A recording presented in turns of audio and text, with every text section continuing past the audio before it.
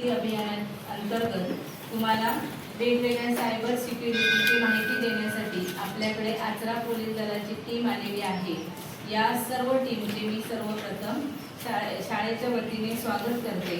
बघा, आजची तरुण पिढी जी आहे, आजचा युवक जो आहे तो उद्याचा देशाचा भविष्य काळ आहे किंवा भावी नागरिक आहे।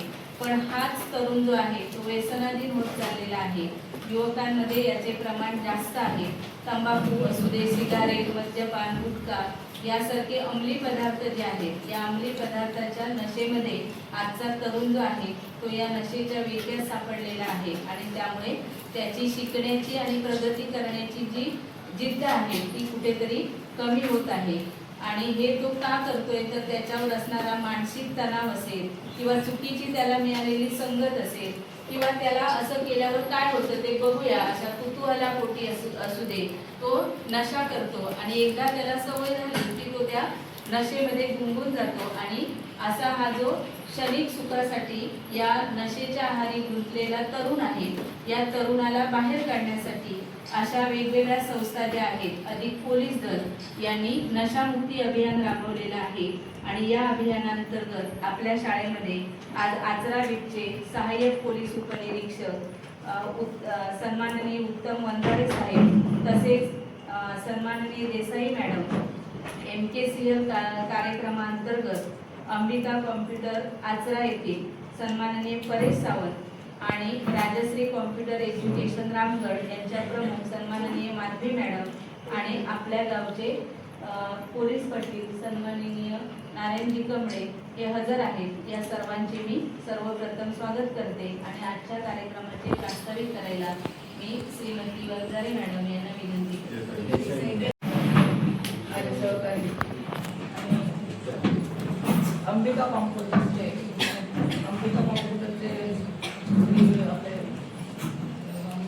आणि A+ कॉम्प्युटरचे शिक्षक सिक्युरिटी कॉम्प्युटर बाबत मार्गदर्शन करणारे रवी परब आणि परेश सावंत आपल्याला मार्गदर्शन करणार आहेत। त्याबद्दल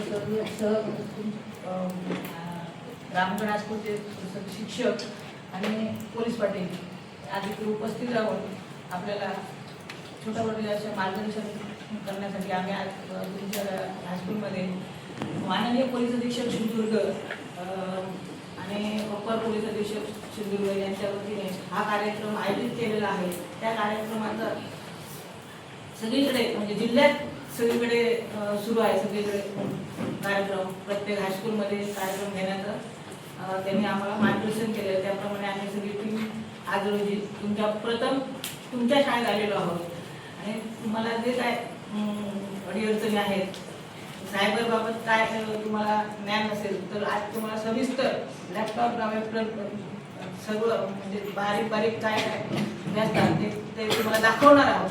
त्यामुळे तुम्हाला थोडं मार्गदर्शन होईल आणि त्याचा तुम्ही योग्य वापर करावा मी तुम्हाला विनंती करतो। अंमली पदार्थ आहे, अंमली पदार्थामध्ये अंमली पदार्थ हा एकच नसतो, ब्लड शुगर आहे किंवा गांजा, चरस असे अनेक पदार्थ आपल्याला उपलब्ध मिळतात। आपल्याला माहीत नसतं यापासून काय परिणाम होतो, काय होतात, हे आपल्याला काहीच माहिती नसतं आणि ते आपण मित्रांच्या एका कुठचा तरी एक मित्र सांगतो घे घे घे काय नाही, काय बरं वाटतं काय नाही असं होतं आणि आपण त्यात फसले जातो, बरोबर ना। तर असं न करता आपण त्याची शहानिशा करायला पाहिजे आणि आपण त्यात चांगले मित्र शोधले पाहिजे। चांगल्या मित्रांपासून चांगले मित्र आपल्याला रोजच मदत म्हणजे चांगलंच सांगणार, बरोबर ना। असे चांगलेच मित्र आपण शोधले पाहिजे आणि जर वाईट मित्र असेल तर त्याला तो सुधारण्याचा आपण प्रयत्न केला पाहिजे तो पण आपला एक मित्र आहे, तो पण सुधारला पाहिजे असं आपल्याला वाटलंच पाहिजे आणि त्याआधी आपण आधी सक्षम बनलं पाहिजे बाकीच्या मित्रांना सुधारण्यासाठी, बरोबर ना। मग तसं या मार्गदर्शनातून तुम्ही ज्ञान घ्या आणि बाकीचे जे काय आहेत म्हणजे तुम्हाला जे ज्ञान मिळेल त्यातून तुम्ही सुशिक्षित व्हा आणि बाकी इतर समाजात जे काय घडामोडी घडतात म्हणजे आता तुमचे आई वडील असतील किंवा कोण आजूबाजूला काका असतील तर त्यांना हे व्यसनमुक्ती होणारे त्यापासून होणारे आजार, नुकसान, आर्थिक नुकसान होतच ना, शरीरावर परिणाम होतो। दारू पिल्यामुळे किंवा गांजाचे रस सोडल्यामुळे हृदयावर परिणाम होतो, मेंदूवर परिणाम होतो. ह्याचं तुम्ही म्हणजे त्यांना स्पष्टीकरण देऊन त्यांना समजावून सांगा की यामुळे होणारे दुष्परिणाम काय काय असतात. तर मेंदू आहे आपला, मेंदू व मज्जारज्जू, स्मरणशक्ती कमी होते, निर्णय क्षमता कमी होते, एकाग्रता कमी होते, नैराश्य, चिंता, चिडचिड वगैरे हे मानसिक विकार होत असतात. तर त्यांना ते पटवून द्या, काय तर असं करू नका, त्यातून तुम्हाला काहीच फायदा नाही, तुमच्या शरीराला हानी होते, शिवाय आर्थिक नुकसान होतच की नाही. म्हणजे उगाच ते काय दारूमुळे किंवा पैसे वायाच जातात. त्यामुळे तो जर खर्च तुम्ही तुमच्या मुलांवर किंवा तुमच्या खाण्यासाठी किंवा चांगल्या वापरासाठी केला तर त्याचा फायदाच होतो. ओके, तर जर दारू पिऊन जर तुम्ही जर आजारी पडला तर उद्या त्यासाठी खर्च हा होणार. ते वाचवण्यासाठी त्यासाठी ती दारू प्रथम सोडली पाहिजे ना. त्यासाठी असे अनेक आजार होतात, त्यामुळे हे होतात. त्याशिवाय समाजात मान प्रतिष्ठा कमी होते. आता एखादा तुमचे वडील असतील किंवा काका, आजूबाजूचे काका असतील, आता जर ते दारू पिऊन कुठेतरी पडले असतील तर त्यांना समाजात दारू लागतो असंच म्हणतात ना. किंवा एखाद्याचे वडील असतील, हे तुझे काका पप्पा तिकडे पडलेले, पण तेवढा आपल्यावर किती परिणाम होतो मुलांवर, बरोबर. असं पण मित्र असतील तर त्याचे वडील असतील तर त्यांना समजावून सांगा, काय तर काका हे असं नाही. मग मुलं आपल्यावर म्हणजे आपण एक शाळेत जातो, आम्हाला पण काहीतरी प्रतिष्ठा आहे किंवा तुम्हाला पण प्रतिष्ठा आहे ना, त्यांना पण असतेच ना. पण ते व्यसनाच्या आहारी गेल्यामुळे त्यांना ते समजत नाही. त्यामुळे तुम्ही त्यांना थोडंफार समजून सांगणे हे आताच्या मार्गदर्शनातून तुम्हाला कळेल. त्याचप्रमाणे असे बरेच विकार आजार होतात. त्या सणात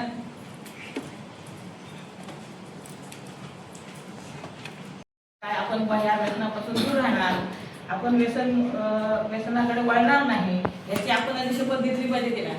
तर तुम्ही पुढे काय कोणाला तरी मार्गदर्शन करूया. तुमच्याकडून खूप अपेक्षा आहे, तुम्ही भावी पिढी आहात देशाची, तुमच्याकडून भरपूर अपेक्षा सरकारने ठेवलेल्या आहेत. तर तुम्ही या व्यसनापासून दूर राहावे अशी आमची सर्वांची इच्छा आहे.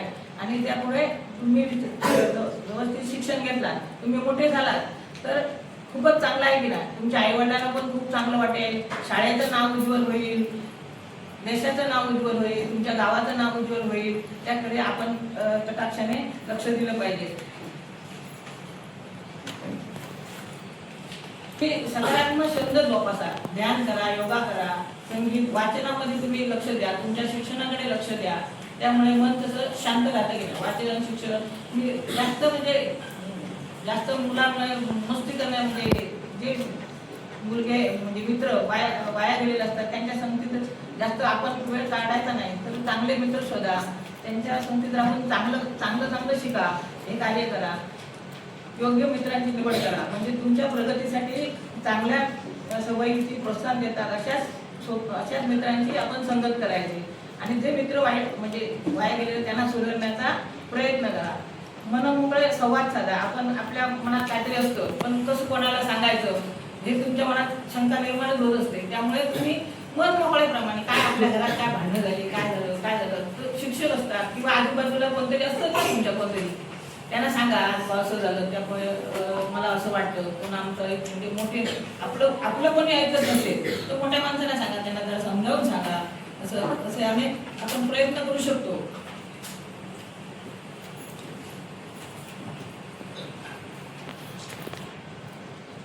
दारुडे म्हटल्यानंतर दारू पिऊन घरात पडतात असे अनेक लोक असतात. त्यामुळे समाजाला ती एक कीड निर्माण झालेली आहे. अशा काही गोष्टी असतील तुमच्या आजूबाजूला, दारू धंदे चालत असतील किंवा गांजाचे रस असं काय कोणी केलं असेल, म्हणजे शेती करतात ना गांजाच्या रसची, तर कुठे लागवड होत असेल तर तुम्ही आम्हाला फोन आमचा एक डायल 112 नंबर आहे, त्याच्यावर तुम्ही कळू शकता काय तुमच्या आजूबाजूला घडामोडी घडत असतील वाईट, तर तुम्ही त्या आम्हाला आमच्यापर्यंत पोहोचू शकतात किंवा शिक्षकांना सांगू शकतात, ते आम्हाला सांगू शकतात. असे अनेक गोष्टी आहेत. त्यामुळे आपण या वाईट गोष्टीपासून दूर राहणे हे महत्त्वाचं आहे. तुम्ही मुली येतात, आता ह्या मुलींच्यासाठी मला एक सांगायचं आहे. आता हे व्हॉट्सअप आहे, फेसबुक आहे. फेसबुकवर आताच्या मुली लग्न जमवतात, अशा बऱ्याच मुली लग्न जमवतात आणि मग फसतात. त्यापेक्षा आपण त्याची खात्री करा. हे फेसबुक नंतर अचानक तो आपल्या समोर येतो, तो माणूस वेगळा असतो आणि फेसबुकवर दिसणारा माणूस वेगळा असतो. त्यापेक्षा आपण त्याची शहानिशा करा, खात्री करा, मोठ्या माणसांना सांगा. तुम्ही हे सांगत नाही, नंतर आपल्यावर त्याचा त्रुटी परिणाम होतो. नंतर मग तुम्ही काय करतात, हे लग्न जमवतात आणि मग ज्यावेळी तो माणूस पुढे येतो त्यावेळी तुम्ही नाही म्हणतात, पण त्याचा नंतर मग तो तुम्हाला ब्लॅकमेल करायला सुरुवात करतो. ब्लॅकमेल करून नंतर मग तुमच्याकडे काही दुसरा पर्यायच नसतो. तुम्ही कोणाला आई वडिलांना ना सांगू शकत नाही, कुठे जाऊ, मग तुमच्याकडे आत्महत्येशिवाय पर्याय नाही. मग तुम्ही त्या टोकाला जाता. त्या टोकाला जाण्यापूर्वी तुम्ही सक्षम बना. तुम्ही काहीतरी त्याला ह्या फेसबुक व्हॉट्सअपच्या माध्यमाला म्हणजे जे फसवतात त्या लोकांपासून आपण आधी म्हणजे आपण काय म्हणायचं त्याला, आपण ह्या गोष्टीपासून म्हणजे आपलं आता हे वय आहे शिक्षणाचं. शिक्षण महत्वाचं आहे. आपण शिक्षण करून आपण आता शाळेत कशाला येतो, शिक्षण घ्यायला येतो ना. शिक्षण आपला हेतू ध्येय काय, शिक्षण घेणे. मग शिक्षणच घ्यायला पाहिजे. हे वायफळ गोष्टींकडे लक्ष नाही दिलं पाहिजे तुम्ही. आता नंतर आपल्याला खूप वेळ असतो. नंतर आपलं हे सुरूच असतं, घर प्रपंच हे आपल्याला करायचं नसतं. त्यामुळे आधी हे पहिलं पाऊल आपलं शाळेचं असतं. ते नीट भक्कम करून आपण स्वतःच्या पायावर उभे राहून आपलं कर्तृत्व गाजवून एखादी म्हणजे एखादी नोकरी चांगली पकडून नंतरच आपण पुढच्या गोष्टीचा विचार. लग्न हे काही सोपी गोष्ट नाही आहे मॅडम. हे आपल्याला नंतर करायचंच आहे.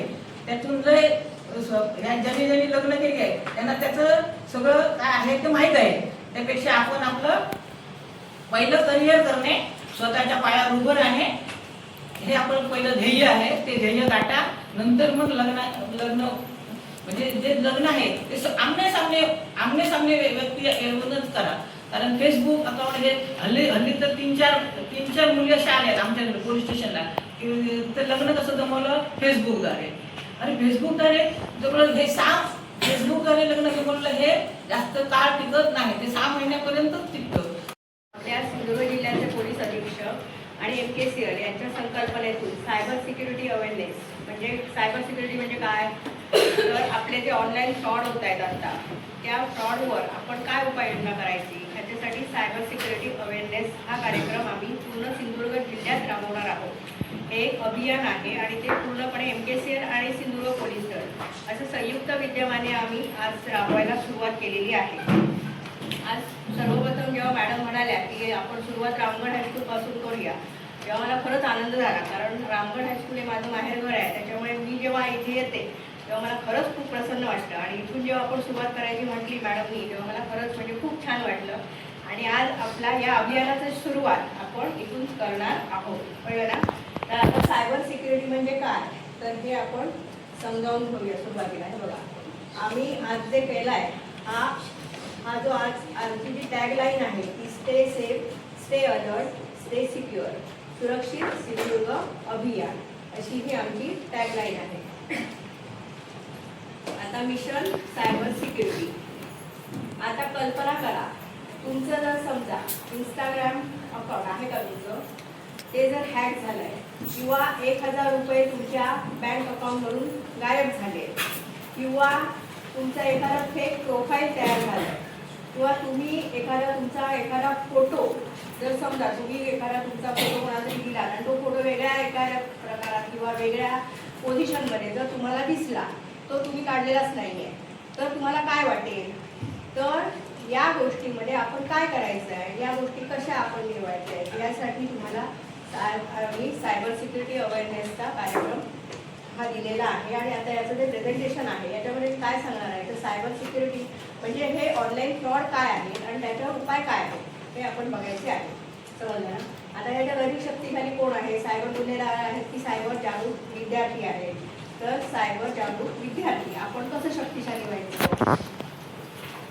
तर आता सायबर गुन्हेगाराकडे काय काय असतं, बनावट लिंक्स असतात, बनावट संदेश असतात, बनावट प्रोफाईल्स असतात आणि फसवणूक असते. म्हणजे याच्यातून सगळ्यात तुमची आपली फसवणूक करतात. मग जागरूक विद्यार्थ्याकडे काय असतं तर ज्ञान असतं, जागरूकता असते आणि सायबर सुरक्षा कौशल्य असतं. म्हणजे ती सायबर सुरक्षा आपण कशी विस्तारायची याचं एक कौशल्य असतं. आपण आता डिजिटल जगात राहतो. आता याच्यात कसं आहे तर 95 करोड लोक हे आपल्या इंटरनेट वापरत आहेत आपल्या देशामध्ये, समजलं ना. आपण आता बघतो प्रत्येकजण मोबाईलवर असतो, प्रत्येकजण ऑनलाईन असतो, समजलं, प्रत्येक दिवशी. आणि आपण लर्निंग, गेमिंग, शॉपिंग, कम्युनिकेशन या सगळ्या गोष्टी आज ऑनलाईन करतोय ना. काही झालं की आपण ChatGPTला शोधतो, जेमिनीला शोधतो. अशा प्रकारे आपण पूर्णपणे ऑनलाईन आपण सगळं आपला जो काय विस्तार आहे तो आपण ऑनलाईन वापरतो. आता इथे सायबर सुरक्षा म्हणजे काय? Cyber security means protecting your information, तुमची माहिती, your identity, your money and your devices. कळलं? डिव्हायसेस पण हॅक होतात, मोबाईल हॅक होतात, नाही का ना. म्हणजे अशा टाईपमध्ये जेव्हा असतं त्याला काय म्हणतात? Cyber security. आता सायबर क्राईम कशापासून होतो? Cyber crime is a crime that uses computer, mobile phone आणि इंटरनेट, त्याच्याद्वारे सायबर क्राईम होतो. आता आपण some specific examples to illustrate the types of cyber crimes that have occurred in India in 2024. आता smartphone युजरचा हा data दिलेला आहे. 2012ला किती होते, 13ला किती होते आणि 2021ला 2021 पर्यंतचा हा डेटा आहे. हा वाढत गेलेला आहे, लक्षात येतं ना तुमच्या. आधी थोडे होते, नंतर सगळीकडे नेटवर्क यायला लागलं, रेंज मिळायला लागल्यावर मोबाईलचा वापर वाढत गेला. आता याच्यामध्ये सुद्धा आपण कशी स्पेंड करतो हे बघा. मेन आणि हा मॅन आहे आणि हा वुमॅन आहे. तुम्ही किती करू शकता? कॉल्स आणि मेसेजिंगला बायका 25% वापरतात, तर पुरुष 19% वापरतात. ब्राउझिंगला स्त्रिया 19% वापरतात, तर पुरुष 28%. ऑनलाईन ॲप वापरताना स्त्रिया 29% आणि पुरुष 16%. आणि ऑफलाईन ॲक्टिव्हिटीजला स्त्रिया 27% आणि पुरुष 37%. अशा टाईपमध्ये हा डाटा आहे. आता ॲक्टिव्ह युजर ते सुद्धा आपल्याकडे इथे 2023 पर्यंत वाढत गेलेले आहेत सोशल मीडियावरचे. आता ऑनलाईन प्लॅटफॉर्म कुठले आहेत आपल्याला? व्हॉट्सअप आहे, एक नंबरला व्हॉट्सअप, सगळ्यात जास्त वापरलं जाणारं व्हॉट्सअप आहे. त्याच्यानंतर इंस्टाग्राम आहे, त्याच्यानंतर फेसबुक आहे आणि त्याच्यानंतर टेलिग्राम चॅनेल आहे. दिसतंय का तुम्हाला? तुम्हाला दिसतंय शेवटी?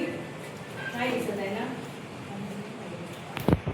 फिशिंग अँड फ्रॉड अशा टाईप. आता हा प्रत्येक आपण बघणार आहोत. फिशिंग ईमेल म्हणजे काय, सायबर स्टॉकिंग म्हणजे काय, हा प्रत्येक मुद्दा आपण घ्यायचा आहे.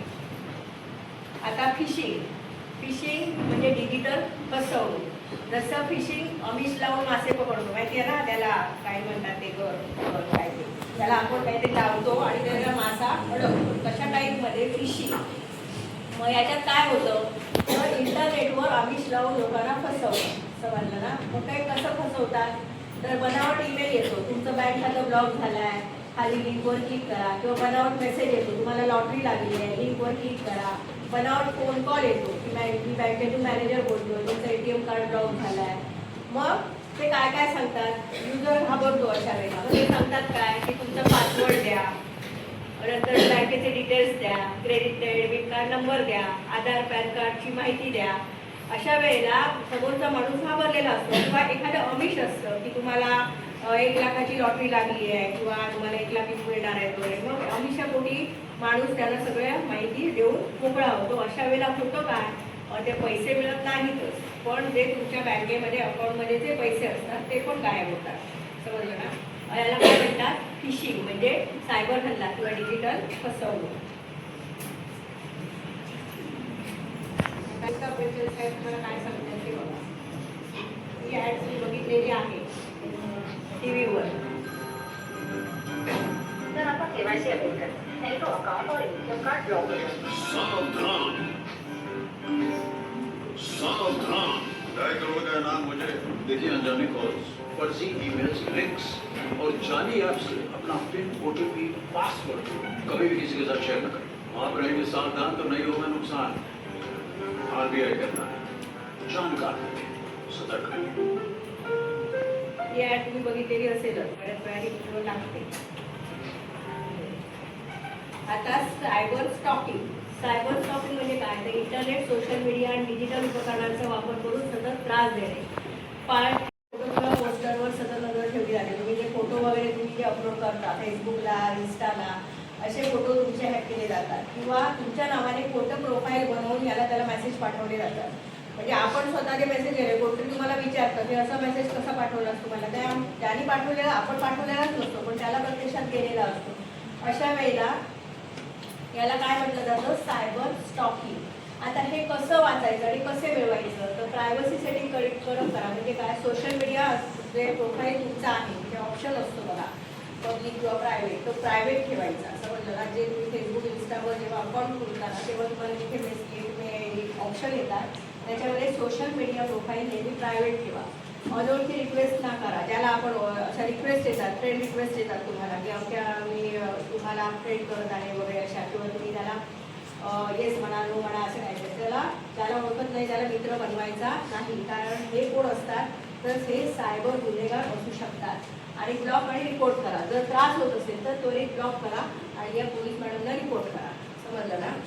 जर तुम्हाला सतत कोणाचा तरी फोन येतो किंवा सतत तुम्हाला कोणतरी मेसेज पाठवतोय किंवा सतत तुमच्या व्हॉट्सअपला काहीतरी वेगवेगळे मेसेज किंवा फोटो येत आहेत, अशा वेळेला घाबरून न जाता तुम्ही काय करायचं आहे, तो नंबर आधी पहिला ब्लॉक करायचा आहे. आणि नंबर आपण ब्लॉक केला तर दुसऱ्या नंबरवरून पण येतात. मग अशा वेळेला काय करायचं, तर आपण पोलीस स्टेशनला कंप्लेंट करायची आहे त्या नंबरची. आपल्याला ती व्यक्ती माहीत नाही आहे पण नंबर तर आपल्याकडे आहे.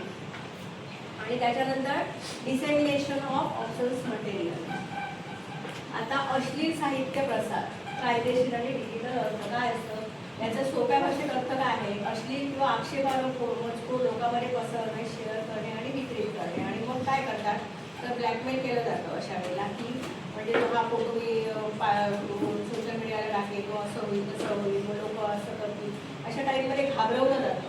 किंवा जेव्हा एखादी व्यक्ती internet, social media, WhatsApp, Facebook, Telegram किंवा इतर कोणत्याही माध्यमातून अश्लील गोष्टी इतरांना पाठवते, म्हणजे मित्रमैत्रिणीला वगैरे पाठवली जातात.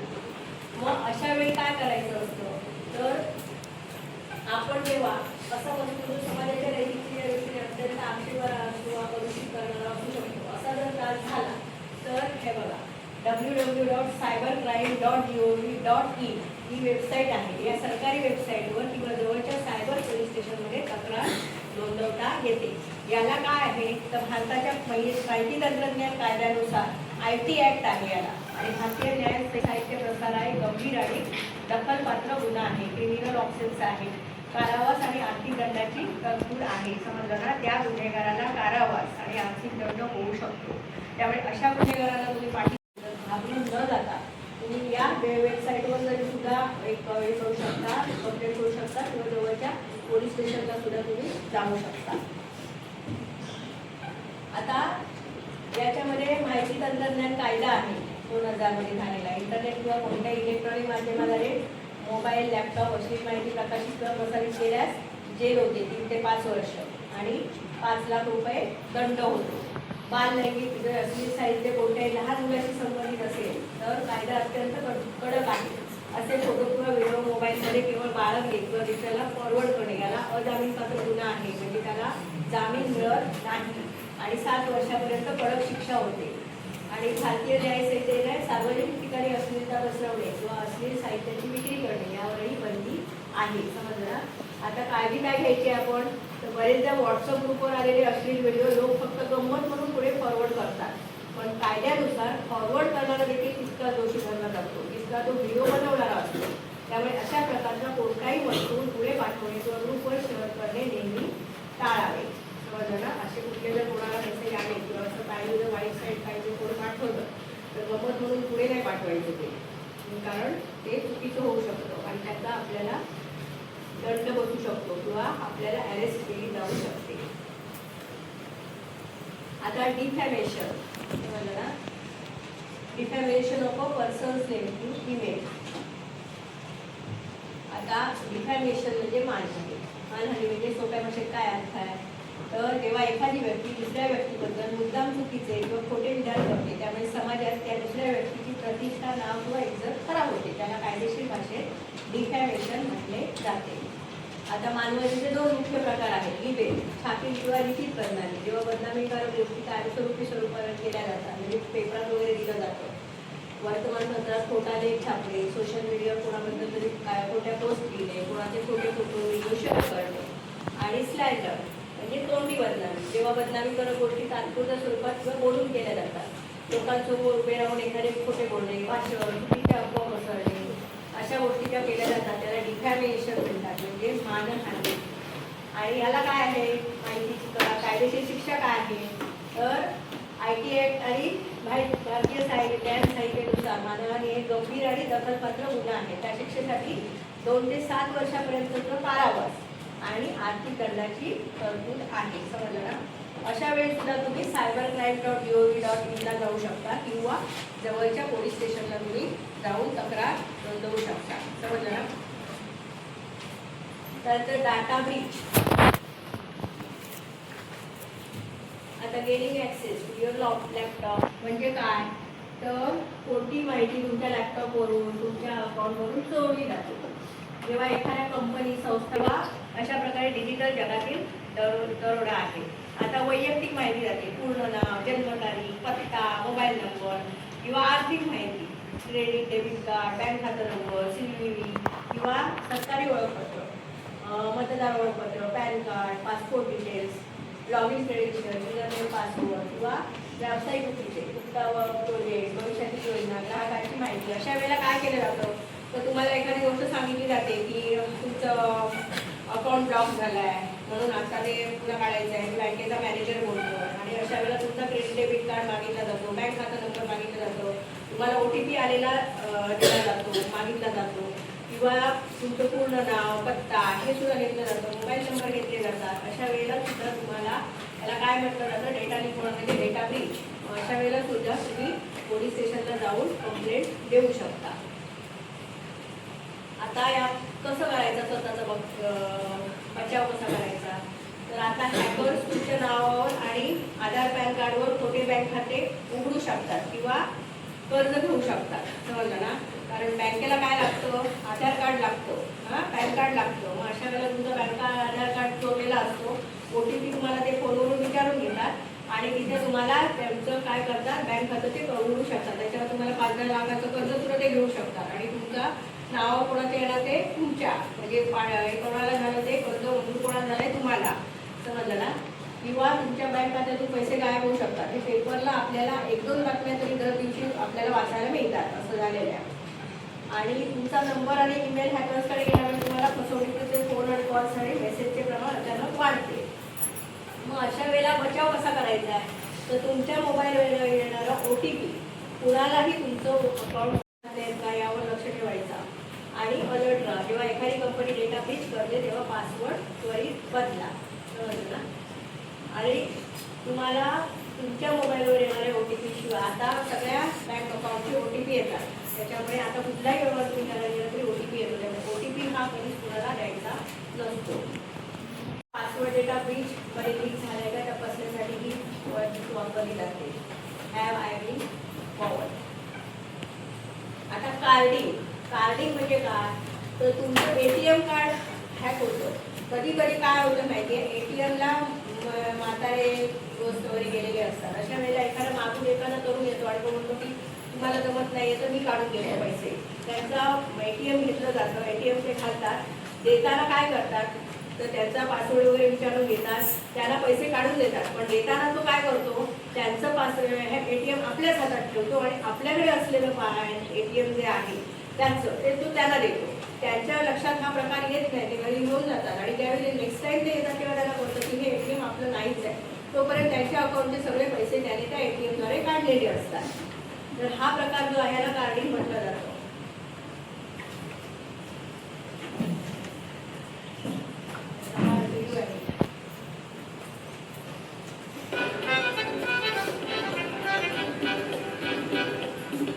Mantra number 420.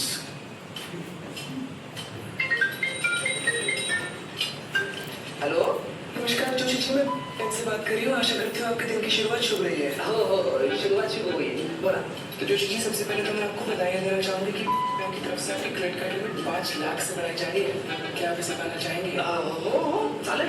जी सर, इसे पाने के लिए आपको कुछ डिटेल्स हमें कंफर्म करानी होगी. Please confirm the 16-digit number on your credit card end 3-digit number on the back side of your credit card. अच्छा वो नंबर ना लिखो 100.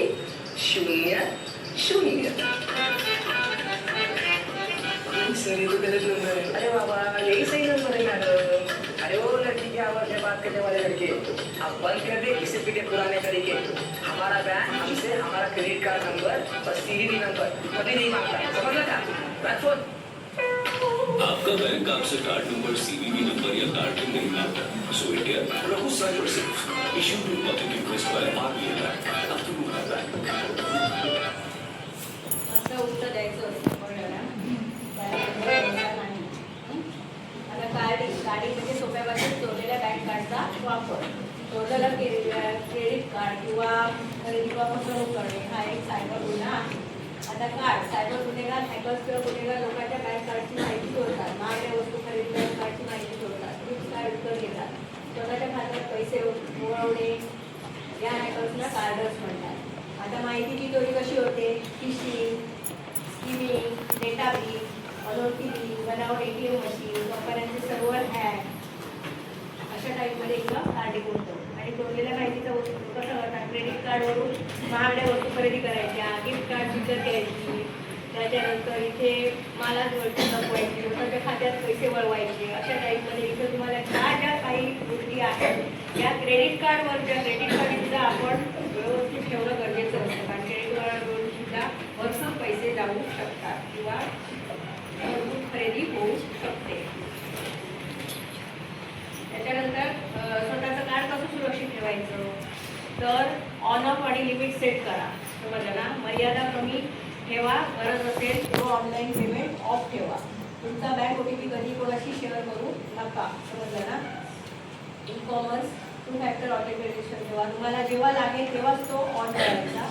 आंतरराष्ट्रीय साईट्सवर OTP शिवाय थेट पेमेंट होतं, म्हणून आंतरराष्ट्रीय व्यवहार बंद ठेवणे सुरक्षित. अनोळखी वेबसाईटवर कार्ड सेव्ह करू नका.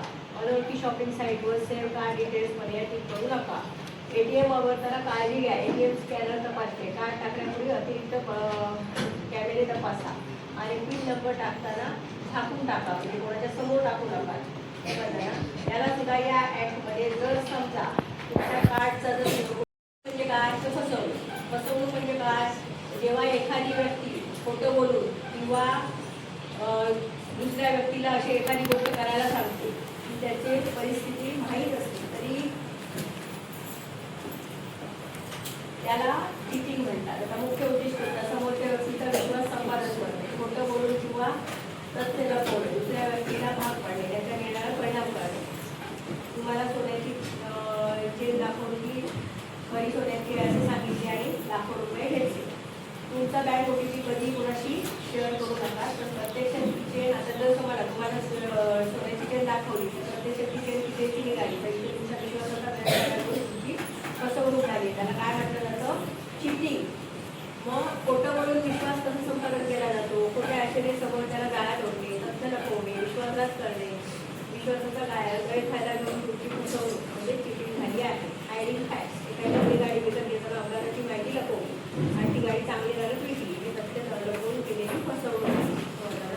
याला सुद्धा तुम्हाला ॲक्ट आहे आणि त्याच्यात सुद्धा तुम्हाला त्या गुन्हेगाराला फसवणूक म्हणजे त्याला शिक्षा होऊ शकते. हॉस्पिटल से बोल रहा हूँ. क्या हुआ? एक नंबर शेयर कर रहा हूँ, जल्दी से उसको 50,000 रुपए भेज दो. बहुत अर्जेंट है, बाकी मैं बाद में बताता हूँ. ओके. शायद कोई इमरजेंसी होगी, भेज देती हूँ. कॉल करके कंफर्म कर देती हूँ. हेलो, मैंने 50,000 रुपए ट्रांसफर कर दिए जो नंबर तुमने भेजा था उस पर. लेकिन हुआ क्या? क्या इमरजेंसी थी? क्या? कौन से पैसे और कैसी इमरजेंसी? मैंने तो कोई कॉल नहीं किया. क्या तुमने वो नंबर चेक किया वीडियो कॉल उठाने से पहले? नहीं, चेक तो नहीं किया, लेकिन तुमने तो वीडियो कॉल किया था. तुम्हारा ही फेस था और तुम ही तो बात कर रहे थे. लगता है तुम्हारे साथ भी फेस स्वैप करके वीडियो कॉल वाला स्कैम हो गया. क्या? वो क्या होता है? और अब मैं क्या करूँ? हैकर्स फेस स्वैप टेक्नोलॉजी और आर्टिफिशियल इंटेलिजेंस की हेल्प से आपके किसी भी क्लोज रिलेटिव का फेस यूज करके वीडियो कॉल्स करते हैं और आपसे पैसे मांगते हैं. अब बिना देर किए national cyber crime reporting portal helpline number 1930 पर कॉल करो और कंप्लेंट दर्ज कराओ और आगे से सावधान रहना. हे तुमच्या लक्षात आलं का? AI वरून आता फेस तयार केले जातात. एखाद्या जवळच्या व्यक्तीचा आपण एक फोटो घ्यायचा, दुसरा फोटो घ्यायचा आणि हा फोटो याच्या चेहरा या फोटोला मॅच करा म्हटला की लगेच त्याचा चेहरा त्या फोटोला मॅच होतो. मग आता याच्यात काय झालं तर तिच्या या व्यक्तीचा चेहरा दुसऱ्या माणसाने तयार करून त्याच्याद्वारे त्यांना व्हिडिओ कॉल केल्यामुळे तिला वाटलं की आपल्या नवऱ्यानेच पैसे मागितले आहेत म्हणून तिने ते सेंड केलं आणि नंतर त्यांना लक्षात आलं की तो त्याचा नव्हताच चेहरा, त्याचा फोटोच नव्हता किंवा त्याचा कॉलच नव्हता. लक्षात आलं ना. अशा वेळेला आपण न फसता आपले जे कोणाचा जे आलेले आहेत असे नंबर बघणे किंवा त्यांना फोन करून विचारणे हे गरजेचं असतं. ही चिटिंग असते आणि असतात त्या ग्रुपवर माहिती येते, त्याच्यामुळे ऑनलाईन राहणं ही गरज नाही. पण तुमच्या बँक अकाउंटमध्ये त्याच्यासाठी 5,000 रुपये जमा झाले असा एक मेसेज तुम्हाला सुद्धा आला तर होऊन जा सावधान, कारण की हा एक नवीन स्कॅम. याचं नाव आहे जम्प डिपॉझिट स्कॅम आणि ही स्कॅमरची एक नवीन ट्रिक आहे ज्यामध्ये सर्वात पहिले ते 2,000 किंवा 5,000 रुपये तुमच्या अकाउंटमध्ये टाकतात. ते पाहून तुम्ही खुश होता आणि युपीआय ऍप उघडता बॅलन्स चेक करण्यासाठी आणि शेवटी युपीआय पिन टाकले की तुम्हाला कळतं की ते पैसे तुमच्या बँक अकाउंटमध्ये नाही आले, तुमच्या बँक अकाउंटमधनं कट झाले. कारण की तो आधीचा मेसेज स्कॅमरने तुम्हाला पाठवलेली एक पेमेंट रिक्वेस्ट होती. हा स्कॅम एकदम जोरात स्प्रेड होतोय आणि भरपूर लोक त्यांचे पैसे गमवत आहेत. तर तुम्ही यातून सेफ कसं राहायचं मी तुम्हाला सांगतो, कारण की तुम्ही मराठी टेक मुलाला फॉलो केलंय. पहिले जर असा कुठलाही मेसेज आला की त्याला 20 ते 30 मिनिटं इग्नोर मारा. मग बॅलन्स चेक करताना सर्वात पहिले चुकीचा युपीआय पिन टाका.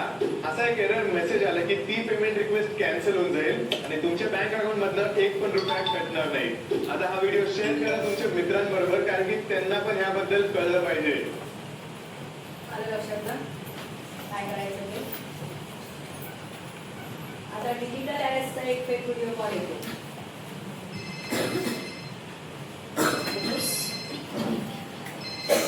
मिस सेवा जी अभी पुलिस स्टेशन आई है.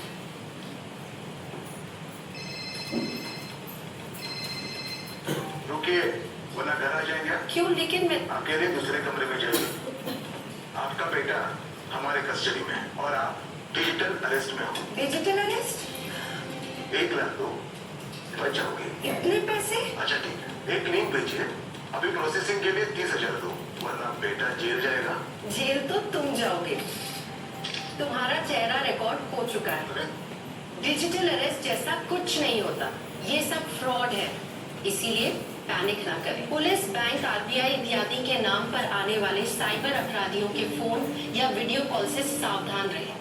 उन्हें पैसे ना भेजें और तुरंत पुलिस में रिपोर्ट करें. Hello mamma. आरबीआई कहता है जानकार बनिए, सतर्क रहिए. हे डिजिटल अरेस्टचे असे हल्ली बरेच फोन येतात आणि बऱ्याच लोकांना आणखी माहिती ना की हॅक केली जाते तुमच्या गुगल पेच्या अकाउंटवरून. जेव्हा तुम्ही मोबाइल चार्ज करना. दिमाग चार्ज कर. ऐसे पब्लिक पोर्ट से फोन चार्ज किया तो पर्सनल डेटा होगा पब्लिक. देखा? पापा रुको मैं पे करता हूँ. No signal. अब क्या करोगे? फ्री वाईफाई है ना. बुद्धू, सुधर जा. पेमेंट्स के लिए नो ओपन वाईफाई. यानी फ्रॉड को करो बाय बाय. आरबीआई कहता है करो से ही शुरुआत, बनो फायनान्शियली स्मार्ट. कुणाच्याही वायफायला मोबाईल कनेक्ट करू नका. समजलं ना. आता हे सायबर हायजिन्स आहे. याच्यामध्ये तुम्हाला काय आहे तर तुम्ही काय काय करायचं आहे सिक्युरिटीसाठी. तर अँटीव्हायरस सॉफ्टवेअर यूज करा. स्ट्रॉंग पासवर्ड ठेवा. पासवर्ड रोज बदलत जावा. समजलं ना. ज्या वेबसाईट आपल्याला माहिती असतात त्याच वेबसाईट ओपन करायच्या किंवा पर्सनल इन्फॉर्मेशन कोणालाही पाठवू नका. आलेला असेल तर तो तुम्ही ओपन करायचा नाही. समजलं ना. असं तिथे दिसतं ते फ्रॉड म्हणून मेसेज पण दिसतात. मोबाईलवर फोन सुद्धा दिसत आहे फ्रॉड नंबर आहेत म्हणून. त्यानंतर use strong password and change them frequently. म्हणजे रोज आपण पासवर्ड 8 दिवसांनी वगैरे बदलायचा आहे आणि स्ट्रॉंग ठेवायचा आहे. Don't click on stage looking link. अशा ज्या लिंक असतात त्याच्यावर क्लिक करू नका. Backup your data regularly. आपला डाटा रेग्युलरली बॅकअप घ्यायचा आहे. Education your family about online safety. आपल्याला आपल्या घरातल्या ना आता तुम्हाला आम्ही सांगतोय समजलं ना. पण तुम्ही जाऊन हे तुमच्या घरात सांगायचं आहे, तुमच्या पालकांना सांगायचं आहे, तुमच्या बहीण भाऊ हे जे आहे या सगळ्यांना तुम्ही ही माहिती द्यायची आहे. आता जे काय तुम्ही ऐकलं आहे ते समजलं हे तुमच्याकडून आम्ही त्यांना पोहोचवणार आहोत. आलं लक्षात ना. तुम्ही 8वी 9वी 10वीची आम्ही मुलं का घेतली आहेत कारण ती कशी असतात तर त्यांना सगळं समजत असतं. त्यांचे विचार करण्याची तेवढी ग्रोथ असते. आम्ही आधी खालची मुलं घेतलेली नाही आहे.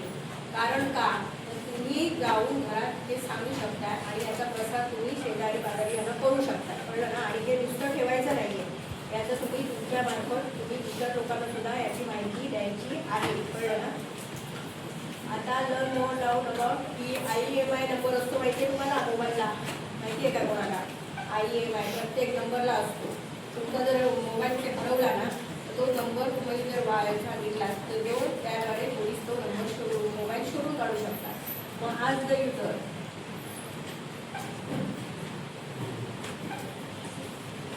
User audience to start their mobile, आता हा मोबाईल नंबर कसा शोधायचा आहे तो बघा. आज जर user audience to start their mobile, आज जर टू डायल हॅश आधी स्टार मारायचा, त्याच्यानंतर #06#. मग IEMI number will appear on your mobile screen. समजलं ना? हा IEMI नंबर हा प्रत्येक मोबाईलचा वेगवेगळा असतो. Audience can take the screenshot to note it down. आता मोबाईल जर हॅक झाला असेल तर *#21# आणि सायबर हेल्पलाईन कुठली आहे 1930. आता हा जो आहे ना सायबर रक्षक ॲप आहे, हा जो आता तुम्हाला जो हा QR कोड दिसतोय, हा QR कोड तुमच्या शाळेच्या ग्रुपवर जर टाकतील तर तुम्ही हा जरा फोटो बनवून घ्या. अभियान आहे समजलं ना? हे असं तुम्हाला ब्रोशर तुम्हाला पुढच्या आठवड्यात वगैरे मिळणार. तुम्हाला हे आपल्या पोलीस दलामार्फत हे दिलं जाणार आहे, कळलं ना? त्याच्यावरती इथे तुम्हाला हे दिसत आहेत QR कोड दिसत आहे. एखादी हे QR कोड केल्यानंतर तुम्हाला त्या त्या प्रकारची माहिती मिळत जाणार. तर हे तुम्हाला पुढच्या आठवड्यात येतील. आणि इथे धन्यवाद. तुम्हाला कळलं ना ह्याच्यात माहिती मिळाली आहे ना बऱ्यापैकी? डोक्यावर गेलं आहे हां, मिळालं आहे ना? ज्ञान मिळालं ना? काय करायचं आहे ते तरी कळलं. एवढं तरी निदान लक्षात ठेवा की अशा जर काही गोष्टी झाल्या तर त्या न लपवता पोलिसांना कळवायच्या आहेत. हां, 1930ला जर फोन केला, 1930 या नंबरला जर फोन केला तर लगेच तुम्हाला त्याच्यावर पोलिसांचा कॉल येईल आणि तुमची माहिती आहे. फक्त एकच करायचं, सायबर गुन्हा हा कधीही लपवून ठेवायचा नाही, हे सांगण्याचं तात्पर्य. माझ्या लक्षात. तर धन्यवाद. आचरा बेटचे सहाय्यक पोलीस उपनिरीक्षक सन्माननीय उत्तम मंजारे साहेब, तसेच देसाई मॅडम आणि MKCL या संस्थेमार्फत अंबिका कॉम्प्युटरचे प्रमुख सन्माननीय परेश सावंत, राजश्री कॉम्प्युटरच्या सन्माननीय माधवी परब, अधिक आमच्या गावचे सरपंच, आमच्या शाळेचे माजी विद्यार्थी सन्माननीय नारायणजी कपडे हे या कार्यक्रमाला उपस्थित राहिले. या सर्वांचे शाळेच्या वतीने आभार मानते आणि आमचा कार्यक्रम संपला.